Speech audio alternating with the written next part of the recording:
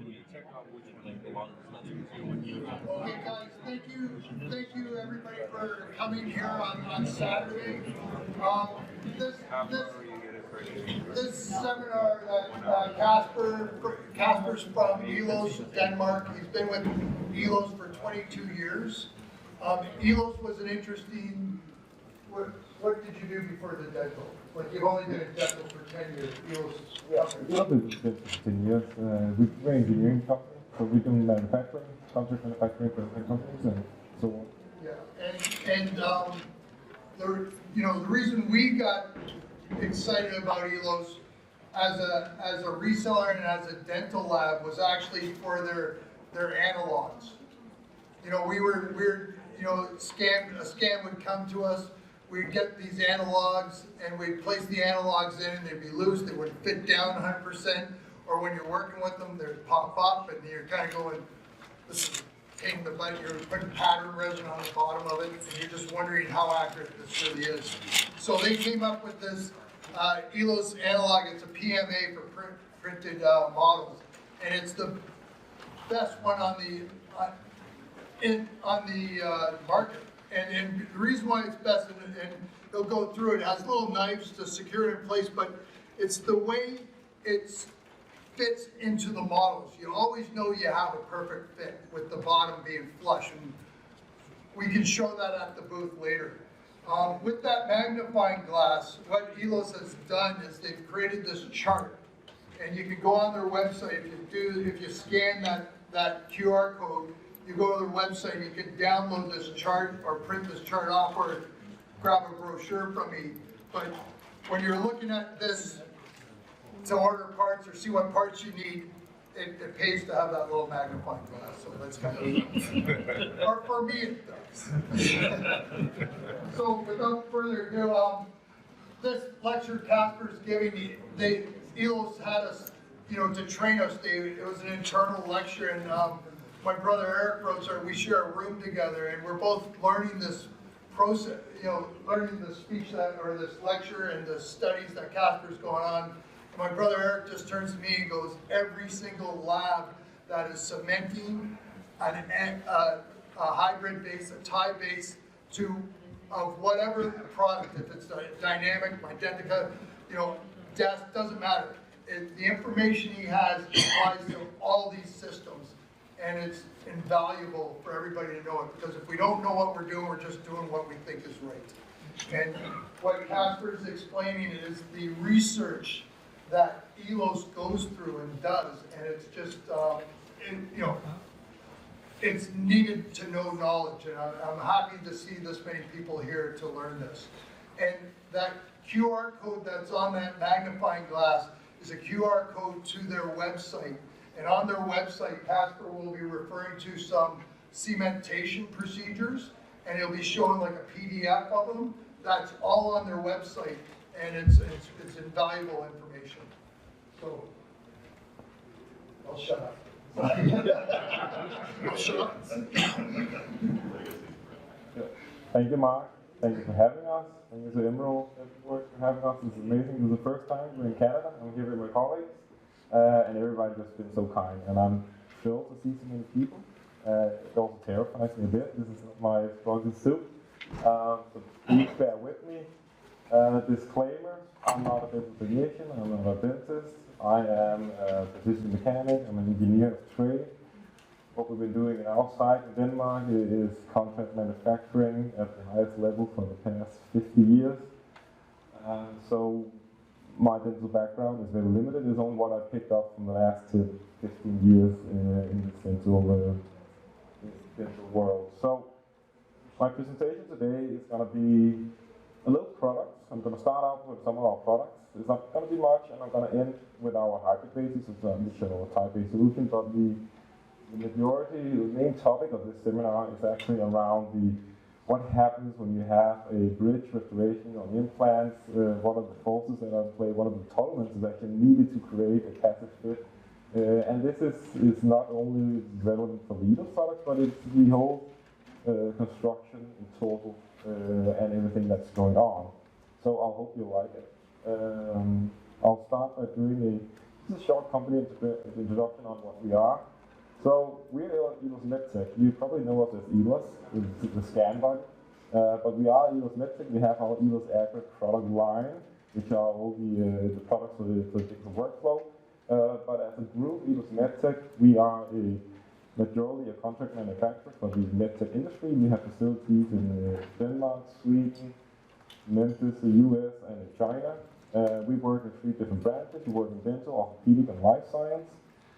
Dental is where we come from. We come from Denmark. The site in Denmark is where we develop and manufacture all the Elos Accurate products on the market.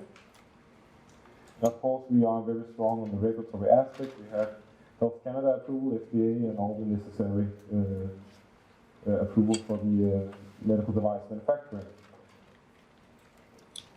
Just to show you just a short video. I'm not going to talk too much over it, but this is the site that we have in Denmark. This is a small suburban area, 40 minutes from Copenhagen. What we focus on is, of course, the digital products here in Denmark, which we are the competence center for. We have the newest in line in manufacturing. We do a lot, as you see here, automations of robots. What we actually do in our production is that for the majority of our dental parts would have such a fierce tolerance and regulatory aspects.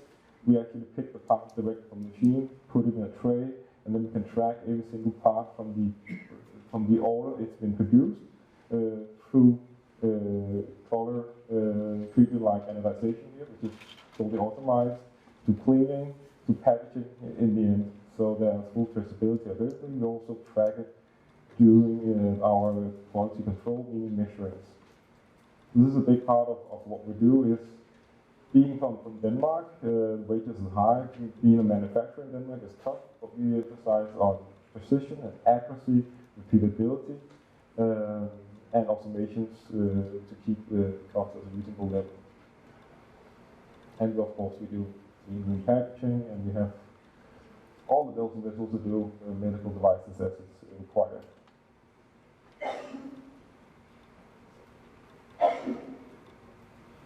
And here we measure every single part. Someone might notice a part that just been measured. It's the angular drivers in the binder. And we do fatigue testing for our products. It's not interest. So this is just a glimpse tour of our factory of Denmark. So focusing on our dental journey as Elos. The company was actually founded in 1923, but at that time we did wooden cabinets, not really that interesting. But 1951, the group was founded in the structure it more or less is now.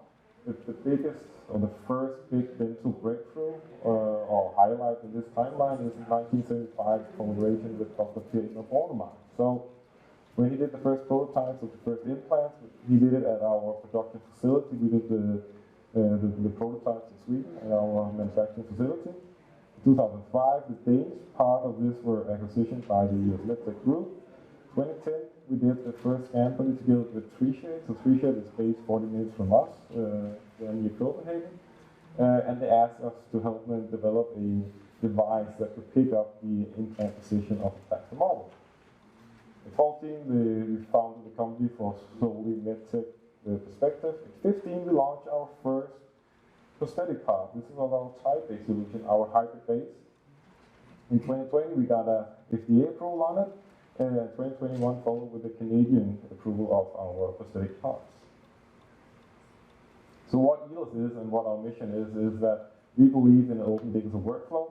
We believe that you should be able to work with the partners you like to work with, machines, material manufacturers, 3D printers. We don't lock anything to our product, everything is open. And this is our strong belief that scan body is actually where the whole implant restoration starts. This is the cornerstone of it, and by using the Elos scan body, we believe you have a fully open digital workflow. I'm just going to spend a few minutes on this one. So this is part of a Straumann yearly report a few years ago, and this is how Straumann at the time saw the market split for implants. So this is the implant market split. So of course Straumann is on top here, and then you have the split of the remaining implant companies. And what I'm trying to show here is actually, well, where can you actually use an Elos product in a regional workflow?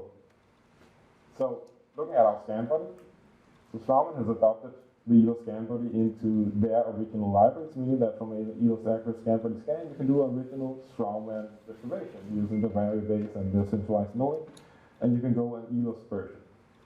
The same goes for Nobel Biocare. They adopted our scan body early on and have had it in their workflow for many, many years. Then Schweizerona does the same thing. They have their own scan bodies, but the Elos scan bodies has always been part of that workflow to enable their customers many options.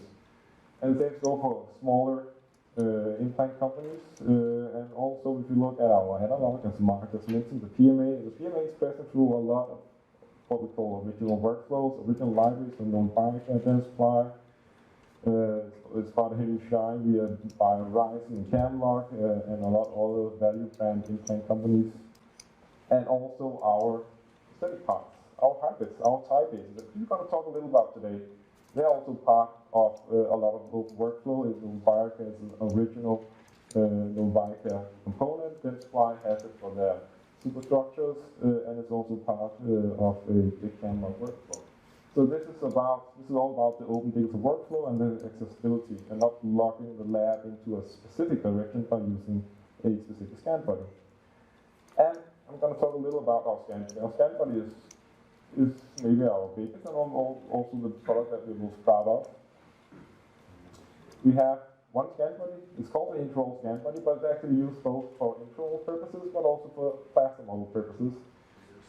It's a peak scan body. It's a two-piece scan body, as we call it. It has a peak top, which is excellent for scanning, and it has a titanium insert, which is color-coded for easy recognition of the implant in the patient's mouth. We have our embedded screw. That means the screw is not going to be dropped down the patient's throat. And we have what we say the top surface. We have our unique small screw hole, which require a special set of Elos drivers. It's a one driver for all scan bodies, but they come different lengths for different purposes. The small screw channel on top allows us to having a large surface area. So this is important when we're doing scanning. We need a large, flat surface area to give us a high accuracy for the alignment.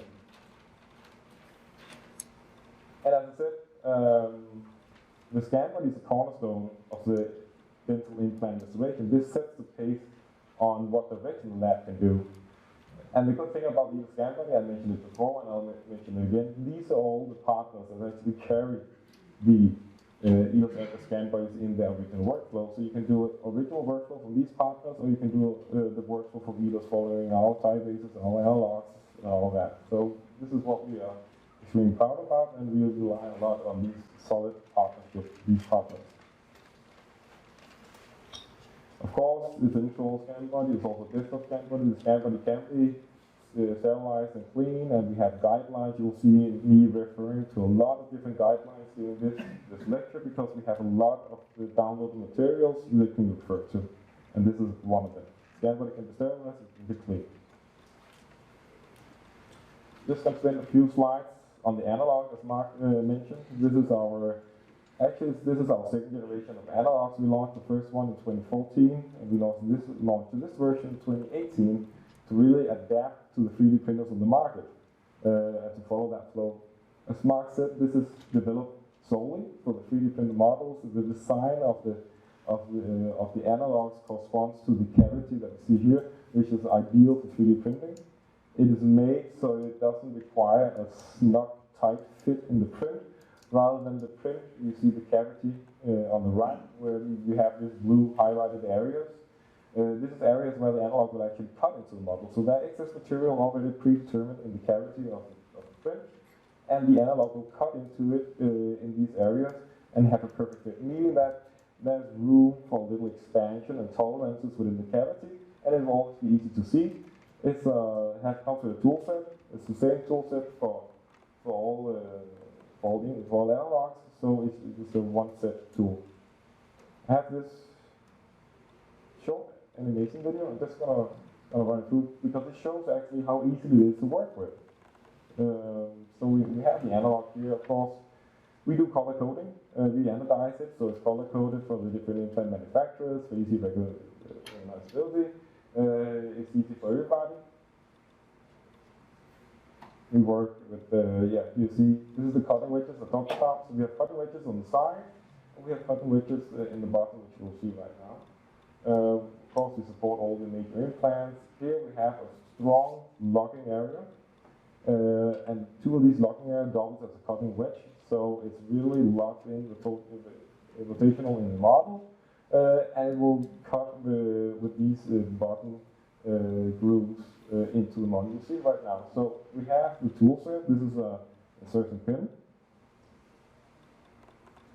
What you do is you place the pin from the bottom of the model. You screw on the analog, and then you pull it. You find the position. It's a one position only. It'll drop in, and you can turn it a little, and then you will feel it drop into the position where it begins to cut. And now we cannot pull it anymore. Now it's aligned. It's ready. Now we use our plier. We slide it in over, and we turn it. And now you with very little pressure, you can just pressure the plier together, and it will pull the analog. It will pull in the right direction, and will pull into the model, and will cut into these designated areas and give you a really nice fit. And if you need, here you see the cavity from the bottom. So we have a nice alignment here. What we have here is an insertion screw. I call it optional. If you have a really nice tight fit, you don't need it. But since we have the thread from the bottom, it was easy to add this screw. It has a magnet on the end of the plier, so it just snaps in really nice, and you just screw it in. So the tools are multiple use. The analog are single use. I know it sounds a little crazy, but that's mainly based on a regulatory assessment. So they are deemed as single use products. But the tool is of course multiple use.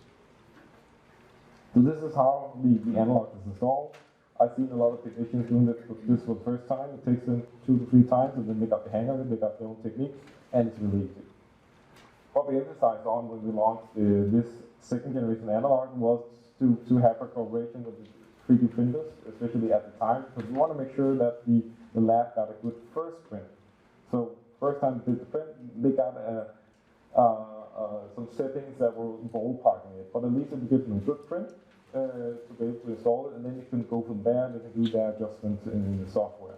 So we reached out to all these print manufacturers back in 2018. They got prototypes of the product, they tried it, and they came up with their best setting based on their feel, on the printers that they had, and the materials. So we have these printing guides. Also on the elosdental.com website, it's downloadable, and here you can find hopefully your printer, and you'll see the settings for different materials that they have, and they go into layer thickness, and support settings, and whatnot. All about getting that first print. Once you got it in, you can dial it into your own accord, like a tight snap fit, so you will feel it cuts. But these are downloadable and are available on our website. So now we come to the nerdy part of it. This was Scambone, this is analog. I'm going to cover a little about the hybrids when we get to the end of this. But the main reason for me being here is that this lecture is about how to achieve a good passive fit and what is actually needed to achieve a good passive fit, and what are the forces that we see when we come to a implant-rich solution. This is not as relevant when we talk about single restoration. What we're going to focus on here is multiple restorations, 2 implants or more. So when we develop medical devices at our factory, there's a huge amount of testing involved. We need to document and make sure that we cover the different standards that are necessary. When we developed our hybrid bases, we saw the tension tests coming back from all the tests that we did that were way above what was needed. We launched the products with good success. A few years later, we began to get some few feedback that there were variation in bonding strength. Sometimes it was good, sometimes it was loose. Some had could experience that there were debonding of type A's. And that puzzled us a bit and made us do a second run of the initial test that we did to see, well, did we actually get everything right? And we did the same test again. We got good results. And then we were a little puzzled. Then we did a trial where we shipped out parts to different labs that we know of, that would do testing for us. That would be Europe, that would be all over the world. And we ship them mill zirconia parts, which we know were right on spec, and we ship them in hybrid basis. And we told them, well, bond these, send it back to us, and we test it. And they did. They followed. They all say they followed the guidelines or the IFU of facilitation, but they all had their own strategy on how they're doing it. And we got it back, and we saw a big variation in the actual tension strength that we got. And that made us look into 3 different directions, and this is what this lecture is about. How could all these labs, everybody doing the same thing, get these big variations? What actually is in play when we talk about the tension strength? So we divided it into these sections. We have the one that's called digital versus reality. We have what's called forces and vectors, and we have our bonding study. And I'm going to go through them as they are here. So when it comes to the digital versus reality, what we're actually seeing is that everything works very well when we talk about CAD. We're doing CAD design, everything works perfect. You can zoom in, you can zoom out. Everything is nice. Everything is nominal. There's no tolerances. But when you start to manufacture these parts, you introduce a lot of steps, a lot of chain reactions that will introduce tolerances. And this is what this is all about. We're going to look at the forces and vectors. We're going to look at what testing do we do, what are the mandatory testing, and are they actually proven enough to what we actually see in the patient's file. And then we look at the big variation in bonding strength by doing our bonding study. So the first bit is the digital versus reality. So when we talk about the digital workflow of industry, we must realize and recognize that the digital world does not have tolerance. As I said, everything is perfect. Everything is nominal. But when we begin to manufacture, then we introduce the tolerances, and we need to be aware of what's actually going on, because nothing is 100% precise. So this is some of the things that tolerances causes or are caused by tolerances. You got tool wear on the machinery. That's even in your mill on the lab. No, it's you have tool wear. That affects the dimensions of your restoration. We have tool wear when we produce the parts. We compensate for it, we measure constantly, but we have a tolerance. It means we have a path that we are within. This is normal. You have the accuracy and the usability of the machine. The machines that we manufacture on and the machines in your lab, they have the same. They have tolerances. They work within a spectrum. We have our measurement frequencies. When we produce titanium medical grade, grade 5, the highest grade there is, there's tolerances when they produce it. Sometimes a little more of that, and sometimes a little less than that, and that actually affects how we machine it. It affects the tolerances that we have. We have the temperatures on our machines and your machines, and then the operator variances, and the assembly accuracy of the products.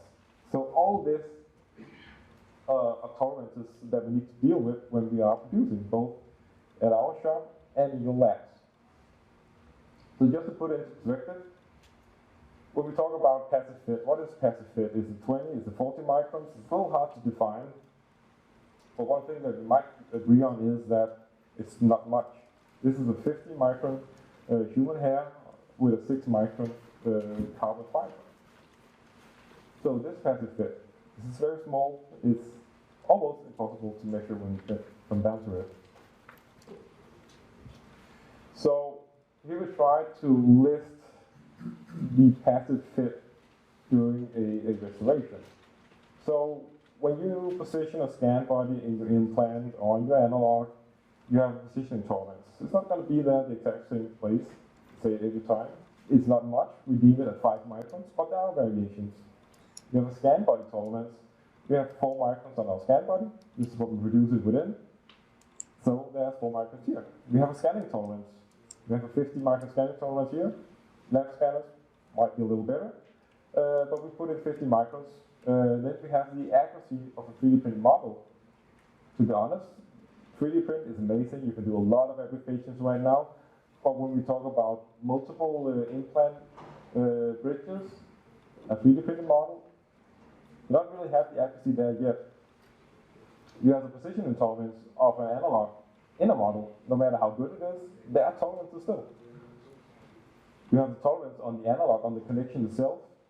If you have a conical connection, well, there are a lot of tolerances also here we need to address. And then you all do the positioning tolerances of everything. The milling and sintering tolerances of a zirconia bit. Your mill, your sintering furnace, we leave it at 50 microns in this overview. And then there's the placement of the hybrid base or the tight base on an implant. Again, you have some variations. So if we put everything together in these scenarios, it is very unlikely that all tolerances will go in the same direction. So you can use a root mean square calculation to get an average. What is the most likely way that the tolerances will stack?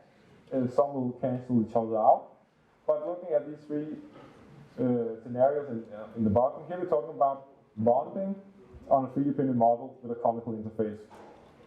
If you took the complete tolerance stack up, you have 300 microns. This is 3/5 of a millimeter. This is very much. If you do the root mean square on this one, we reduce it to something around 60 microns. This is still above what we probably would deem a passive fit. If you did the same bonding on a flat-to-flat model, a 3D printed model, flat-to-flat connection, you have less tolerance stack up here, but with the root mean square, you're still a little above your 40 microns passive fit. We have always had the idea that if you put bond on the patient is the absolute zero. This is where everything is precise. If you could do the bonding in the patient, then everything will be stress-free. This will be the ideal situation. This is not easy, and not many people are doing it, but this will give you the ideal situation. 0 microns. The cement gap would cancel out any little misfit that will be from the milling. You will have a perfect fit. In this bit, I'm going to go through the consequences of a tolerance stagger.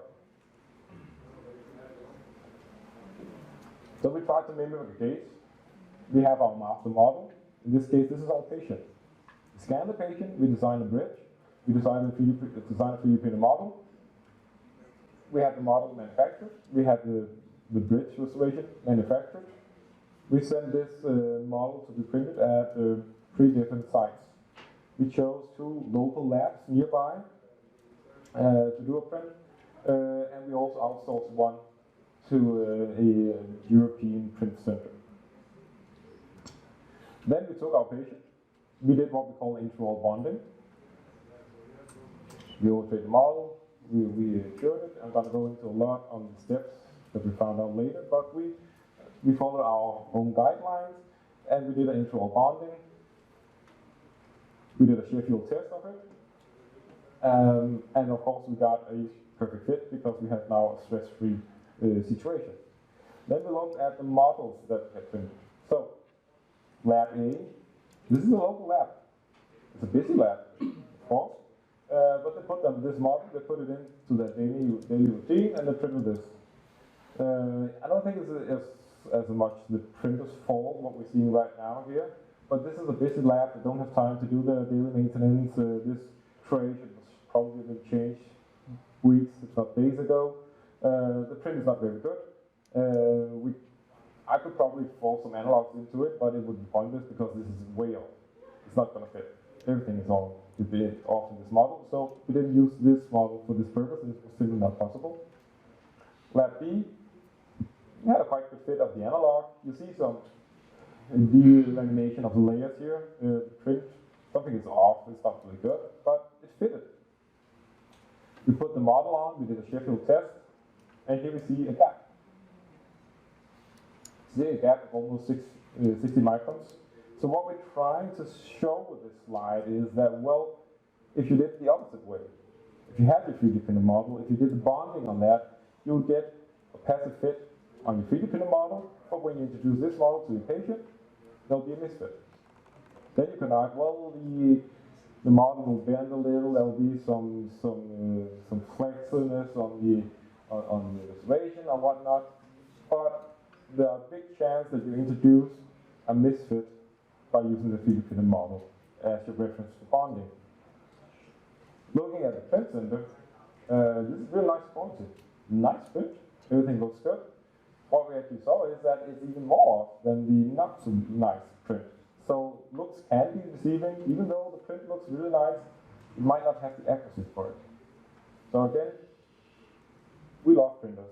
I love what we see on the floor. You can print a lot of different applications. It looks amazing. The dentures are looking amazing. We just try to give awareness that maybe we just should consider for multiple implant modules, just consider that this might be a reason for introducing a misfit. Can be a root cause. We talked to one of our good friends in UK. This is Steve Campbell. He has 3 very nice labs in UK. He does around 60 prints a day. He has 14 printers from entry level to high level. He's really digital. He's really good. And there's some quotes from him here during a dialogue I had with him. And he said, well, when he began on this digital journey, he was promised something that was accurate, something that was precise. And he was baffled that they had issues. They were used in the beginning, they would use the 3D printed model, they would do the contact points on everything on the model, they would ship it to the dentist, he put it in the mouth, and everything is off. He did not send it. So what they do now is that at his lab, the printed model is merely a carrier for the technicians. They trust the mill over the print every day when we talk about bonding. So they will trust the accuracy of the mill is higher than the accuracy of the printer when we talk about multiple implant models. So they use the mill structure as a framework to do the bonding, and then they can put it on the model and might have similar experiences that we just saw, and they don't care. They ship it to the dentist. Yeah, okay. The same problem applies when we only have a bridge of 2 implants. Yeah. Because now you are talking about 3 or 4, Yeah. 5. Yeah. What about only 2? It's 2 implants or more. Okay, that applies also for Yeah, 2 implants or more. You can have this situation. The shorter the bridge, actually, the higher accuracy you'll have. The longer the bridge, you need less accuracy. But the good thing is, the shorter the bridge, the higher the accuracy of the intraoral scanner. The longer the bridge, the less accuracy you got. So that is kind of place and fair. So the next bit here is about the forces that we see in tolerances. And we talked about this yesterday, Chris. So this is the ISO standard 14801. This is fatigue testing. So what we have here, you have an implant in a 30-degree angle. This is an original implant. When we do a hybrid base, we develop it. We put an original implant, place our hybrid base in it, our tie base. We have a zirconia structure on top with this sphere, and then you apply pressure. You do a 5 million sinus pressure to determine that the abutment outlasts the implant. I hope that was correctly defined. And our abutments, they pass this. The bonding passes this. They will outrun the implant with this one. It doesn't debond for this. This is compressive force. Right now we're pressing on the tooth. We search a lot for different test methods when it comes to bonding strength. So what we found is the sticky Campbell test. This is considered by 3M Lab. They come up with this. So this is a pull test. This is the tension strength you're measuring. This is separation forces. Here we're trying to separate the crown from the hybrid. And they say, well, you need 100 newtons for this, and that's 10 kilos. This is what you at least should be able to withstand, 100 newtons for this test.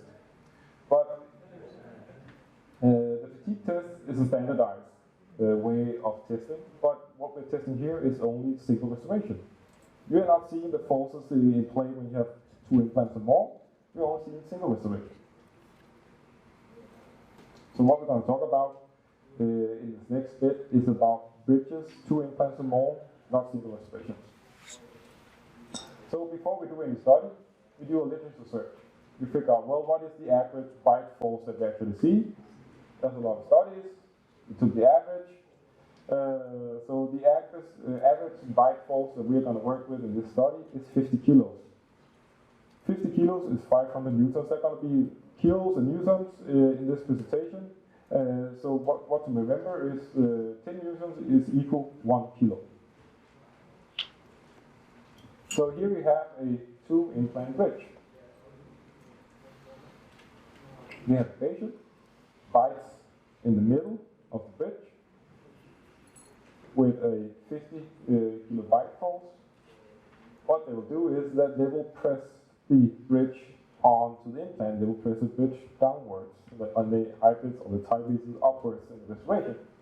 They're binding in the middle of the reservation. The bite force is equally spread on both implants. So 50 kilos on both implants will give you 25 kilos of compression force on the implant. This is what you're having. This is a perfect situation, there's nothing wrong with this. This is a good scenario, everything is good. But this is what happens. When you bite 50 kilos, you get 25, in this case 25 is each implant that it has to carry that load. Now we come in a different situation. Here we have a 2-implant bridge, but we have a cantilever. So what happens is, if the patient will bite on the cantilever, you will have twice the distance from the implant to the bite area as to the next implant. So you have a ratio here. You have double the amount between implants that we have on the cantilever. So when you bite down on the cantilever, you will pivot around the back implant and you will actually try to pull the reservation up. So now you have separation force on that implant with the red arrow. So now we're trying to separate it. And this is where the sticky camera test comes into play. Here we are pulling it in. This is interesting. So you have compression force on the first implant, separation force on the other one, and it will pivot around the first implant. So if you bite down with 50 kilos here, you will actually have a separation force of 25 kilos on the red arrow, and you will have a compression force on 75 kilos on the back arrow. And as you notice, the 25 kilos equals 250 newtons. And the sticky camera test says, well, above 100 newtons, you're good. So here we are more on it than above it, because now we have a pivoted situation where we'll actually try and pull. So that bonding needs to withstand at least 250 newtons. It's important to mention that these forces, they're only in play when you're biting on the cantilever. It's not a static force, it's only in play when you bite on it. So when you not bite, there's no load. Situation here, well, it's good. If your reservation or your retention force can withstand the 25 kilos or 250 newtons on that type case, then you're good. So now this becomes a little more tricky. Because now we have 3-implant bridge, and we have a gap. We have an unintentional gap, and this gap is caused by tolerances. Some of the tolerances that we saw in the previous chart, scanning, milling, whatever, is a little over-exaggerated, but we have a gap here. So what happens here, if you tighten that screw, so this is a 1.6 millimeter screw, you tighten that to 32 Newton, you have a static tension force of the screw of 450 Newton. So now that screw will pull on that tie base with 450 Newton. Again, it's a separation force. That's the screw force here. This is a separation force. So now we are back to the sticky camera test, which was 100 Newton. This is 450 Newton. So this pull force, if when tightening this by the dentist, if they're not able to close that gap, if there are some flexibility, span of the bridge, if they're not able to close that gap by tightening the screw, there will be a static force here, 24/7, 365 of 450 newtons, trying to pull that tie base from your reservation. So in this case, there's a high risk that this will debond. It will simply push with the 450 newtons here. So let's say that we have a bite force again. We have a separation force on the middle implant. We'll have a compression force on the outer implants.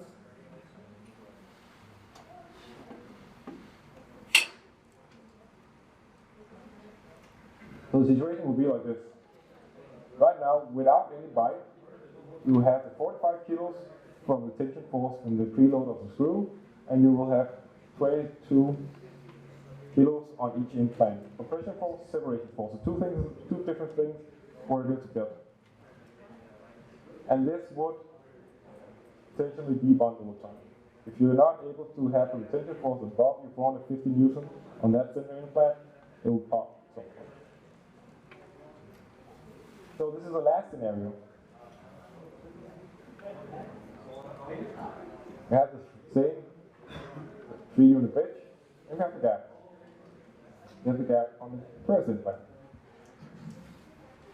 So this situation is a little different from what we saw before.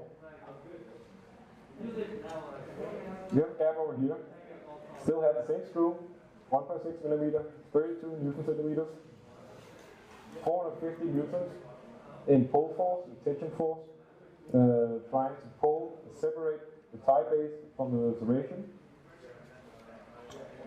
We have the same pivot situation that we have in the first one, is that right now it will try, if you cannot close this gap by tightening the screw, you're not able to bring that tie base down to the implant, you will have a pivot situation around the center implant. Right now the center implant is getting loaded. So we have separation force from the screw, we have a pivoting situation on the middle implant, which means that we also have separation force on the first implant. So compression force here, right now, there's a lot of tension on the middle implant. This is going to be carrying a lot of load. We have equal the span between the implants.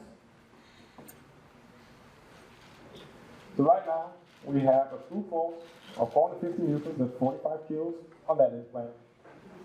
Equal the load on the first implant because we have a center situation. So 45 kilos also here, trying to pull everything apart, separation force. But what happens when we have the center implant carrying all the load? So this implant, it will carry the combined load of both situations. Meaning you have a more than an adult male standing on that implant with 90 kilos, 24/7, 365, putting tension on that implant. So what can happen? This is not a good situation. So what we're seeing here is forces well above, in the separation forces well above the 100 newtons that the sticking camera test indicated that we needed. So we got a lot of tension here. We got a lot of tension on the middle implant, and we got a screw trying to pull the tie base in the situation. So this is a bridge where tolerances are in play. Now it's not digital anymore, it's not nominal, we have tolerances, and tolerances can give us situations like this. So what we need to try to do is to reduce the stack of tolerances. And this is what I will try to explain. So the last bit of this threefold study is our bonding study. So based on the test that we did with the different labs that gave us an inconsistent result, varying a lot, we made a bonding study. So we did our test when we developed the first hybrid bases. We followed the guidelines of cement at the time we were using, and this time at bed we were using the Relay X. And we got a consistent pull force, separation force, above 350 newtons. Very good. It passed all the fatigue testing. It was three times more than the Stephen Campbell test would require. But then when we did the second run and we contacted the labs to help get bonding samples from them, we saw bonding strength below 100 newtons. And they were all doing the same thing. They could ship back 10 samples, and they will be all over the place. They will be spread all over the place. And they all claim to follow the cement manufacturer's bonding guideline. So this variation led us to do what we call our bonding study. And I'm going to go through the protocol here. So what we did is that we do 15 samples of each zirconia restoration. We mill them we have a large setup of industrial milling machine, the Worders machines. We machine 15 in each chemical, we machine 15 zirconia restoration, and we measure them to make sure that what we mill is also what we get. So in the first test, we were testing the cement gap size. We have a preset in our libraries of 40 microns for the cement gap. And we wanted to look into what happens if we halve that and what happens if we double that. We had a preset parameters of what we did with during this process, the initial process. We would blast it with 50 microns only of zirconia. We will clean the zirconia and the hybrid base with alcohol, and we will use a primer. We use Panavia V5 for this study, and we will store the items in a plastic pouch with a wet tissue to keep it moist until we were testing it. Same procedure, we had 3 different cement gap sizes. The highest retention result would go further to the next test setup. Next test setup would be the cleaning method of the hybrid and the restoration. Here we would test, we used alcohol in the first test, so we already tested that. Here we would test steam cleaning and what we call the katana cleaner. So Panavia, Purine or Target, they have a cement called Panavia V5, but they also had, when we did the study, it was brand new, and they said to us, well, use this one, try this one. This is a katana cleaner, it's a cleaning agent. All the different cement resins out there probably have a cleaning agent. We use the katana cleaner for cleaning for this second test. Then we had the best from those 2 situations, where we looked at the blast media side of the zirconia restoration. We looked at the dry storage and thermal cycles. We looked at mechanical retentions in the zirconia structure, and we looked at introducing what we call tripods inside the mating geometry to ensure that you center your type base, and you also have an evenly distributed cement around it. So this was the test protocol. Now we're going to look at the results. So this is a box plot graph. So what we're seeing here is, you see the gray box. This is where the 15 samples all were within. This gives us a spread. So we need as little spread as possible because we need a consistent result each time. So the gray area is the spread. The black line is the average of the retention. So what we see here, what can we conclude from this? Well, we have our 20 microns, we have our 40 microns, and we have our 80 microns. So 20 microns gave a really big spread in results. So if you have the cement gap, we got a poor retention strength. Look at the 40 microns, we got a nice even spread. We got the highest average retention. For 80 microns, this is funny, because now we actually have less spread than we did with 20, and we have almost the same high retention as we did with the 40 microns. So we had already 40 microns preset in our library, which this is good, this is the best result. But can we trust that each time you mill on your mill, that you have the tolerance is also in play here? So we want to make sure that you at least have 40 microns when you mill it. So we increased our cement gap to 60 microns, giving you 20 microns of tolerance when you mill it, because we know from this that more cement does not reduce your retention, but less cement reduces your retention. So we, based on this, we updated our libraries to have a bigger cement gap to make sure that the tolerances comes into play when you're manufacturing. You still got a good cement gap. Then we have the cleaning agent. We have the alcohol, and we have, very noticeably, the steam cleaner. And then we have the katana cleaner. So the alcohol and the katana cleaner, they give really good results. The katana cleaner, we feel it's slightly better. We recommend it because we like it. Our technicians, we have 2 technicians doing all these studies. They like it because it's easy to apply. Easy to apply, easy to rinse and everything. The alcohol is also really good. But the steam cleaner, what actually happens here? What happens to the steam cleaner? We have got a huge spread and we got a low retention. I don't know. I assume a lot of people are using steam cleaner to clean restorations and type bases. But looking at this, we're not actually cleaning it. We're not removing all the oils, residue from fingers. We're not removing all the particles. So this will lead to a less retention. This will lead to a big spread and big variation when you're doing bonding. So we do not recommend to use a steam cleaner while doing your cleaning of your restoration and type bases. Then we look at the abrasive blasting, 50 microns versus 100 microns. Well, the average is quite the same, but we have a higher spread when we do 100 microns. And why is this? Difficult to tell. One scenario, one theory could be, well, you got bigger cavities in the zirconia. The cement itself, the viscosity of the cement might not reach all these valleys, so we might not get the same activation on your restoration. So based on this, we recommend 50 microns. Give you a nice, smooth bonding surface. Then we have the aging. It didn't really tell us much, but we did pull tests and tension tests directly after bonding, dry storage, or thermocycle. So thermocycle is where you go from, I can't remember, cold to warm, 5 to 45 degrees, imitating your eating ice, drinking hot cup of coffee. Will that influence it? There's not much actually to do about it, because this is kind of the nature of it, but this is actually trying to see, well, what are we working with, what are we seeing? But we got a quite evenly high retention. Right now we are at 450 in retention strength, and it's averaging quite well all of them. There's a little more spread when it comes to it, but it's not noticeable. So what we have done with the result of this bonding test is that we have our new guidelines. So with the new bonding, we had bonding strengths of 350 newtons in the first test. By updating our procedure and how we do it, we raised that with 190 newtons to 450. And we also decreased the standard variation from 107 newtons to 35 newtons. So we got higher retention and we got less spread, so we got more consistent result each time, which is what is important. I'm going to show you the hybrid basis, our type-based solution in a while.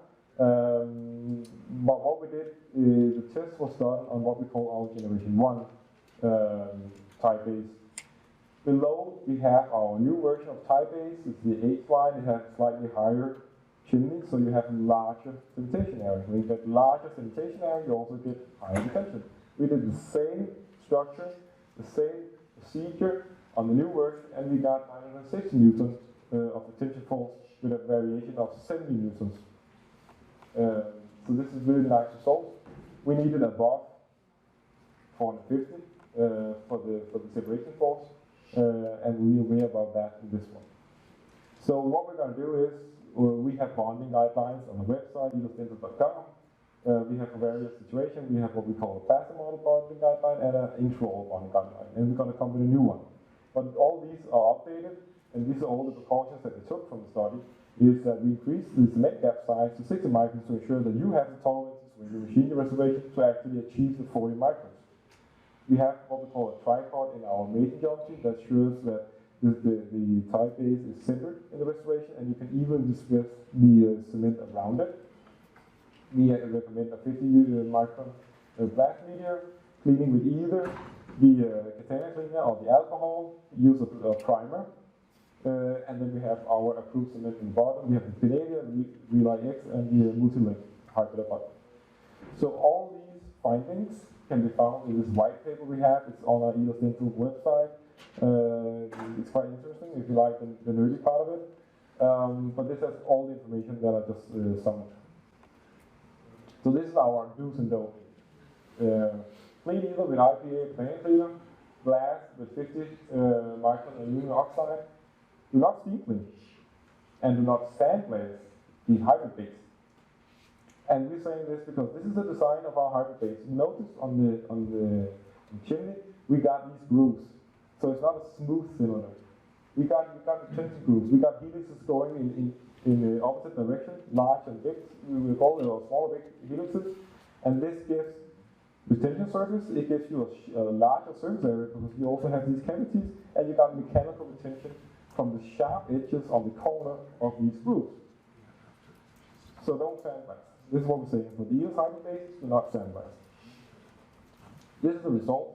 I think I talked to somebody yesterday about Fire Horizon study. Yeah, that was good. So Fire Horizon did a study. They have their type bases. They're quite similar to ours in the sense that they also have these grooves, retention grooves. So what you see on the green one, which is not sandblasted, is that you got these grooves. When these grooves, they actually create a sharp edge on each corner, giving you retention. And it also creates a larger surface area than doing like a smooth cylinder. So not sandblasted and sandblasted. You have the zirconia on your left, you have the type base on your right, and then you have the cement gap. So when you sandblast, of course, you increase the cement gap. Well, we just learned that that's not the big problem. The big problem is here that the nice round edges or sharp edges of the helixes here, they are damaged. So now you're actually left with a smooth surface. There's no retention left. So you're not adding retention when you're blasting a tie base that already has retention grooves. You're actually removing retention. I think this is important. And this goes for the Elos tie bases as well. So here is kind of like a summary of the study that BioHorizons did. So they did tie bases that were blasted.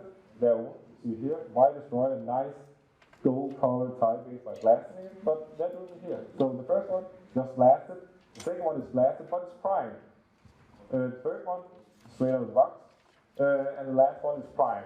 So you can see the curve. So you're going from, you actually have with nothing at all, you're above 750 in retention. But if you blast it, you drop it to almost 400. So you're ruining it. You're removing your retention. It could be by good intention that you would do it, but it's important to recognize that if there already are retention grooves in it, then you're not adding retention, you're removing retention. If you have like a smooth cylinder that's completely, well, you can argue, well, it probably can't hurt to put some kind of roughness to it, but if you already have these helixes or whatever retention grooves in it, don't blast it. You only hurt yourself.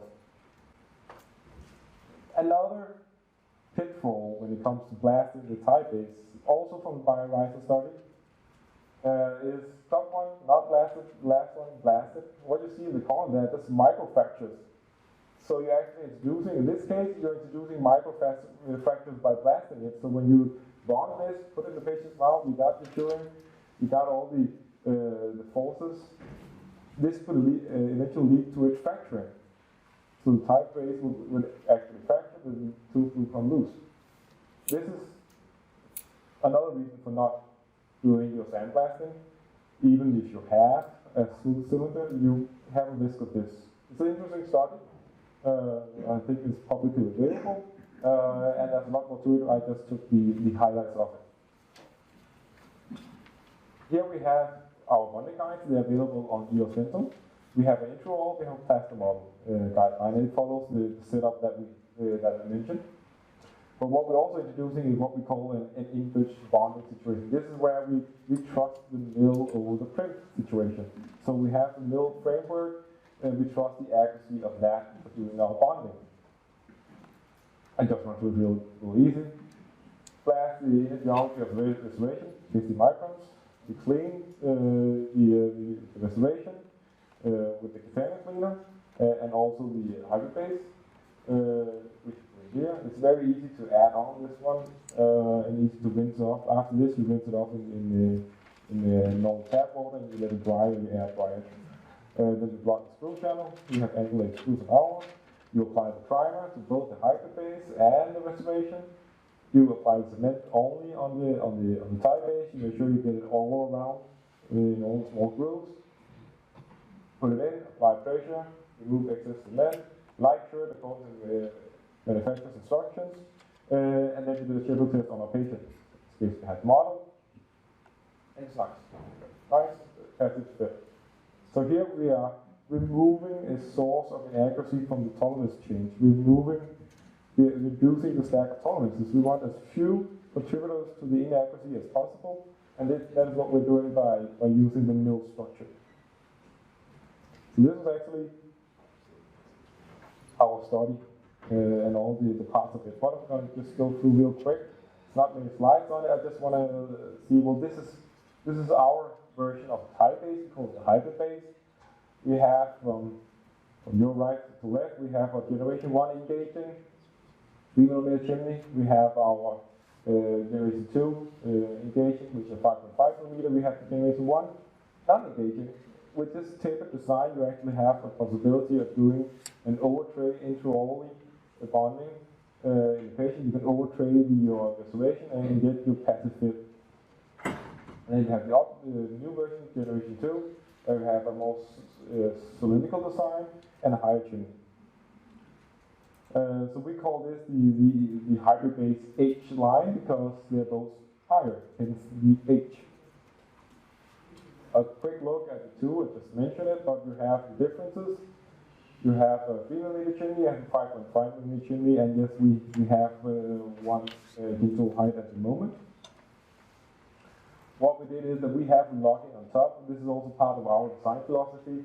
The concept of our hybrid bases is that they are not wider than the implant, so you can build your own immersive profile. And we also make the locking area so it actually goes into the restoration instead of having a tie base that has locking area that's protruding from the metal and actually leaving a very thin wall thickness around the locking area.